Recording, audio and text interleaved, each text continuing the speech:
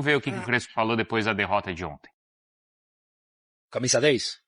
Y claro que falta camisa 10, falta centroavante, falta muchas cosas. Tenía, mas aconteceram coisas durante a temporada que não... Então, e aí teve na sequência, ele falou assim, né, Hernan? Para o próximo ano vamos pensar em jogador saudável. Então, isso Eu lembrei que foi aquilo que você contou aqui, ó, há umas 2 semanas. E vou te dizer que, assim, o Crespo é um cara, assim, muito elegante. O Crespo é um cara, no dia a dia, ele é um cara, assim, muito gente boa. Sim, É um cara que é um gentleman, é um cara que ele não sobe o tom nunca. É um cara que tá sempre muito ativo no sentido, assim, de cooperar com o clube, com os jogadores. Só que essa fala do Crespo tem que ver que tipo de desdobramento vai ter. Porque assim, poxa, será que os jogadores estão doentes? Porque quando assim, ele fala saudável, né? Saúde e tal. E aí você pega o caso do Oscar, é um caso mais sério. É um caso mais delicado. O Lucas é um cara que tentou muito durante o ano voltar. Voltou, fez. Ele tá com nítida falta de confiança. É um jogador que não se sente bem ao dar uma arrancada, então assim, ele vai meio que parar, fazer de novo uma intervenção para poder parar de sentir dor e tentar voltar ainda nessa temporada. Muita gente aposta que ele pode voltar, de repente, para fazer o jogo do Morumbi, é algo que ainda é trabalhado como mínimo, mas assim, quando você fala em saúde, parece que os jogadores estão doentes. Repito, não ouvi nenhuma repercussão negativa, mas ainda tem que observar que tipo de reação vai ter com os jogadores. Não ouvi nada nesse sentido ruim. Mas deu para entender o que ele falou de saudável, não deu? Então. Não é no sentido de ter um time... Aquilo que você trouxe pra gente, que o São Paulo ia pensar em jogadores com boa condição física. Sem histórico de lesões. Sem histórico de lesão, porque, por exemplo, agora você tem o caso do Tolói. Novo. O Tolói é um jogador que já vinha de um tempo de inatividade. Isso. Ele precisava de uma sequência. E aí o Tolói, por não ter sequência, ele não estava jogando no time titular. E aí você pega e faz o quê? Traz o jogador para um momento em que você precisa de altíssima intensidade. Porque o Tolói, se a gente for pegar ali, recordar, trazer tempos atrás... O Tolói era um jogador que negociou e depois o São Paulo pulou fora da negociação. E aí depois teve um acordo porque baixou o salário num primeiro momento e aí conseguiu fechar a negociação. Era o Juan para vir. E o Juan hoje está voando no Galo, finalista da Sul-Americana. O Juan hoje é titular, o Lianco se machucou, o Juan tomou conta da posição. O Tressolde. Sim, o Tressolde, Então, assim, cara, é difícil. Mas, assim, não dá pra culpar o Tolói por isso, tá? Não dá, mas é aquela questão, não é, Bruno Andrade, do perfil do elenco. E isso daí faz quanto tempo que o São Paulo tá com esse perfil? Eu lembro de... Quando foi a última vez que o Rogério passou no São Paulo? Foi 22? Se não me engano. 22. Foi 22 para 23 ali, né? E eu lembro de uma declaração do Ceni naquela época, então há 3 temporadas, que ele falou assim, ó, nem o esquema tático do time eu escolho. Nem o esquema eu posso escolher, porque eu preciso ver quem eu tenho pra jogar. Se eu posso jogar com 3 zagueiros, se eu posso jogar com... Não é? Então você vê, o São Paulo, ele tá com essa questão aí, com esse, né, com essa formação, com esse problema na formação do elenco já há muito tempo, Bruno Andrade. E eu e o Hernan, enfim, a gente está numa apuração desde o começo da semana. Não vamos abrir aqui muitos detalhes ainda, porque é uma apuração muito complexa, muito delicada, envolve muita gente em relação ao mercado de transferências do São Paulo para o próximo ano. Quanto é que o São Paulo vai ter de aporte financeiro para poder rejuvenescer e reformular o elenco? Esperamos nós, eu e André Hernan, você também, Bruno, o Felipe está mergulhado nessa apuração também, para quem sabe na segunda-feira a gente trazer informações sobre esse complexo mercado do São Paulo, porque, enfim, muitos jogadores veteranos, muitos jogadores lesionados, há o interesse de contratar jogadores, sobretudo jogadores jovens, mas precisa perceber o quanto antes quanto é que tem à disposição. E a gente tem uma apuração meio caminho andado, não vou dizer que ela é muito prematura, embrionária, mas ela já está num processo ali de a gente conseguir fechar todas as pontas para o quanto antes trazer para o torcedor do São Paulo, para o torcedor são paulino, um pouco sobre como é que vai ser o mercado do São Paulo a partir de janeiro. O Lucas mandou aqui, André, compra você o São Paulo. Eu? E assim, ano que vem tem a eleição. né? E isso a gente sabe que tem um peso politicamente ali dentro do clube. É. E teve a entrevista do Rui Costa também, porque aí o Rui Costa ele falou na entrevista que o São Paulo está no caminho certo, não foi nesse sentido, de que é uma referência. Isso preocupou o São Paulino. Não, vamos lá. A entrevista do Rui Costa, ela é uma entrevista meio emergencial no momento em que o São Paulo coloca uma condição para o torcedor de que toda semana, 15 dias, teria um dirigente para falar. Vamos lembrar que o presidente Casares não está dando entrevista, não está falando, pelo momento até que ele está vivendo de críticas e tudo mais, ele não está se expondo tanto. Temos o Carlos Belmonte que não vive um momento de união nesse momento com o presidente Casares, existe um racha político aberto, que já é público, e que nesse momento o Belmonte está no CT, ele é o diretor, ele trabalha no dia a dia, mas não se sabe ao certo ainda qual vai ser o futuro dele. Então, ele não é um cara para sentar hoje numa cadeira de coletiva e falar sobre o futuro, porque ele mesmo não sabe se vai ficar em 2026.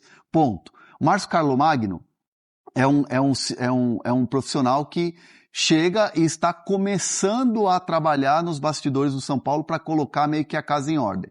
Uhum. Então, assim, é um cara que não tem o histórico para chegar e falar, o estofo para chegar e falar sobre o CT, sobre o futuro do São Paulo. Ele ainda está conhecendo o clube. Então, decidiu-se por dar voz ao Rui Costa, que está há 5 anos, que tem a confiança dos jogadores, que está tendo mais espaço com o presidente Júlio Casares, e ele é um cara que tem muita experiência. Participou de reconstrução da Chape, participou de um momento vitorioso do Grêmio, vitorioso do Atlético Paranaense, campeão da Sul-Americana. Então ele tem uma experiência. Só que assim, ele chega num momento para falar de um clube onde fazia muito tempo que ele também não dava entrevista. 5 anos sem dar entrevista. Então o cara também até mesmo não tem muito ali o traquejo ali na hora de dar entrevista. E é compreensível que e o momento do São Paulo... um otimismo na entrevista, né? É óbvio. E o momento do São Paulo não ajuda muito, né? Então, assim, o Rui Costa meio que, óbvio, ele é brifado pelo Departamento de Comunicação, tem uma conversa com o presidente, deve ter tido uma conversa com o presidente para falar, vamos tratar desse assunto ali, e ele é um cara que vai ali para falar o clube de uma maneira positiva. Ele não vai chegar lá e falar assim, o clube está em frangalhos, estamos devendo, o 2026 vai ser ruim. Jamais vai falar isso. Então, ele está lá para tentar trazer um lado positivo, um copo meio cheio, que é a função dele, que é o trabalho que ele vai tentar fazer também em 2026. Então, não esperem nada diferente disso de um profissional que está lá para trabalhar em prol do clube. Uhum. Então, isso é diferente. É diferente, por exemplo, do Crespo. Então, eu ia perguntar do Crespo, porque o Crespo ele tem sido talvez mais sincerão ou mais realista nas entrevistas. Não só na de ontem, mas nas últimas tem sido assim. O que o Crespo fala é muito assim, trazendo para o torcedor uma realidade. Só que assim, diferente de um executivo, diferente de um dirigente, o Crespo, ele defende o trabalho dele, que é o resultado. Porque é aquela coisa, o dirigente, como é que o dirigente se salva? Uhum. Troca de treinador. Isso. Como é que o treinador se salva? Com o resultado dentro de campo. Então, como é que o Crespo vai justificar mais uma derrota? Então, aqui eu estava sem 14 jogadores. Eu preciso de jogadores com saúde. Não, os jogadores do próximo ano tem que ter um camisa 10, tem que ter um lateral. A nossa realidade é diferente dos outros clubes, né? Aí ele cita o Palmeiras com investimento, Flamengo e tal. Isso aí é emergencial, mas o planejamento é importante. Então ele traz a diretoria para o problema, dá luz ao problema do São Paulo, que é um problema de gestão muito claro, e fala assim, vamos remar, ou a gente rema tudo no mesmo barco, ou então cada um para si e eu vou defender o meu. Então, assim, é um problema muito complexo do São Paulo, onde todo mundo, nesse momento, está remando junto. Não dá para dizer que há um racha entre comissão técnica e diretoria. Estão juntos nesse momento. E jogadores também. Jogadores também. Dentro do elenco ali não tem... O clima entre os jogadores é assim... O ano do São Paulo foi um ano que acabou, assim, na Libertadores foi um baque muito grande. Sim. O brasileiro a gente viu que o time sentiu muito, né, Hernan? E o time sentiu muito também essa quantidade de lesões. Então, assim, essas derrotas no brasileiro, essa oscilação de não conseguir, praticamente não conseguir uma vaga na Libertadores, o elenco tá para baixo. O elenco tá para baixo. Então, assim, ninguém vai falar isso publicamente. Publicamente você vai ver jogadores, comissão técnica e dirigentes falarem: São Paulo briga por uma vaga na Libertadores, mas internamente ninguém fala em vaga na Libertadores. Todo mundo já está se contentando com uma vaga na Sul-Americana. Ele tá, olha, o Bruno Andrade, o São Paulo tá com 45 pontos, ontem foi alcançado pelo Corinthians. O Bahia, que é o 7º, tem 53, então são 8 pontos aí de desvantagem. Fora que você tem ainda no meio o Bragantino e o Corinthians ainda nessa disputa, né? Então, realmente essa disputa de vaga de Libertadores não parece ser a da realidade do São Paulo nesse momento, Bruno. Tinha tudo para ser, poderia ser, mas acho pouco provável também. Enfim, a gente sempre fala, né, que nosso programa /live é muito mais de informação do que de opinião.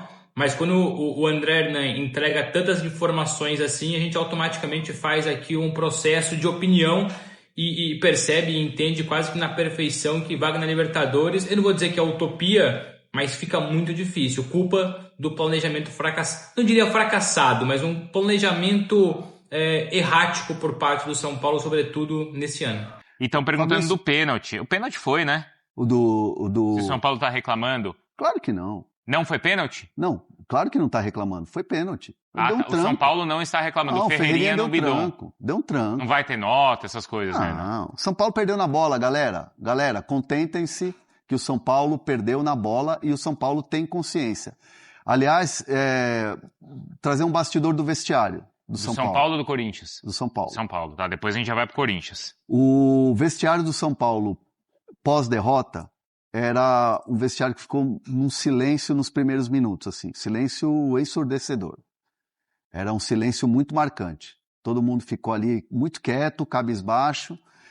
E aí, depois de algum tempo, ali naquela coisa do silêncio total, os líderes começaram a falar.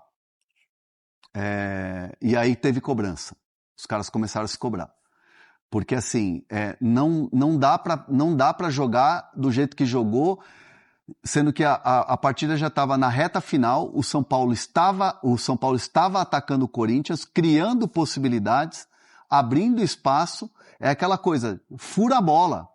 Uhum. Fura a bola. Acabou o jogo. Garante o resultado, fura a bola. Os caras estavam sentindo que o São Paulo poderia chegar. E, de fato, o Luciano estava com possibilidade, o Tapia estava incomodando demais a zaga do Corinthians, o Ferreirinha estava no 1 contra 1, chegando muito pelos lados, o Luiz Gustavo estava com gás e um passe. Então, assim, concentração. Então, assim, a palavra que os caras usaram muito no vestiário é concentra até o final. Uhum. Não pode deixar. Porque, assim, é um erro. E um cara que tem qualidade, bota a bola pra dentro, como o Memphis fez. Deixou o Sabino. Deixou o Sabino sem pai nem mãe. Foi até constrangedor pro Sabino, né? E assim, tipo, é um erro bobo ali, de você furar a bola ali e tal. Então, assim, teve ali o silêncio, tipo assim, desmoralizado ficou o vestiário, mas depois as lideranças começaram a falar, pô, tem que rasgar a bola, furar a bola, não pode. O São Paulo estava com possibilidade até, no sentimento dos líderes, até de sair de lá com o resultado. Porque beleza, se empata o jogo da maneira que foi, sairia de Itaquera com 46 mil pessoas com um empate com sabor de vitória. E com o Tapia, né, até assim, com confiança e tal, se bobear, a gente já tá falando do Tapia como o craque do jogo. É verdade. O melhor em campo. O cara que chegou e mudou o panorama do jogo. Tal, e de repente tá garantindo aí pontos pro São Paulo. Então assim, o vestiário foi silencioso, tal, aqueles caras calados, quietos, e depois os caras começaram a falar. Uhum. E teve essa cobrança entre os jogadores. Tem antes da gente passar pro Corinthians também, Bruno, olha só, o Paulo tá mandando aqui, ó, vocês não vão falar dos salários atrasados? Isso não dá ibope, né? Ninguém liga, mas basta o Corinthians atrasar um dia que vocês caem em cima. Ele quer que fale dos salários atrasados do São Paulo? Tem salário atrasado? O São Paulo, assim, atrasou 3 meses. Aí pagou. E aí o São Paulo sempre tem ficado entre 1 e 2. Aí paga. Aí chega no segundo, paga. Aí fica 1 com aqueles dias de atraso. Sei. Até bater o 30. Aí paga. O São Paulo sempre tem ali um atraso ou outro. E aí quando você vai perguntar, tá atrasado o salário? A justificativa é o fluxo de caixa. Sei. Porque é uma coisa muito complexa. É uma coisa muito, muito complexa. Tem que cair um dinheiro de um patrocinador, tal, aí antes de vencer o mês você acerta aqui, aí o direito de imagem ali, e assim você vai tentando pagar. Se você pegar o salário na carteira, não está atrasado. Não, na carteira não. Os salários dos funcionários não está atrasado. Então, assim, o que às vezes prorroga um pagamento é o direito de imagem. E aí virou notícia no São Paulo tempos atrás porque ficou 3 meses sem pagar. Ah, entendi. E aí é um tempo, digamos assim, exagerado. Respondido então, Paulo, tá?